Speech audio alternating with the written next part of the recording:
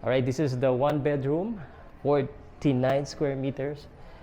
Dito ako tayo guys sa the Observatory Sora. Ganda nito.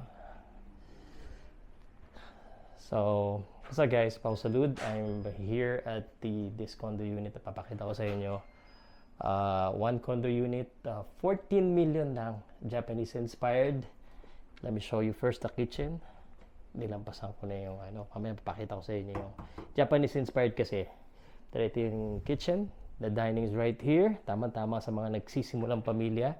And since it's Japanese inspired, shoe rack para hindi madumihan. Kaso ako, pwede naman daw. And yeah, may balcony. This could be your living area, your TV.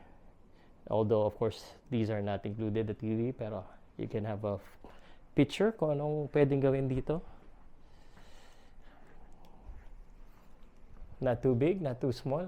Kayang-kaya ang may isang anak. Siyempre, maganda rin yung location nito kasi sa Pioneer, Mandaluyong. Sa gitna siya ng Sheridan and then malapit lang din sa BGC. Ang laki pa ng bedroom niya. Oh. Look at this. Diba? Ganda. Try natin yung hindi ko alam lately, parang magkakasunod yung content ko na tinatry ko yung bed.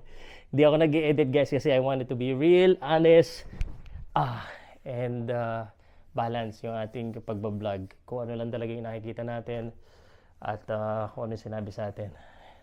And this is where I ponder kung bibiling ko ba to o hindi. Bibili mo ba to? Let's go ahead and see it. Ganda. And this one. Oh yeah, of course, importante yung toilet. Toilet. Japanese na Japanese style. Yung mga Japanese toilet. Ito walang dipindot. But look at this.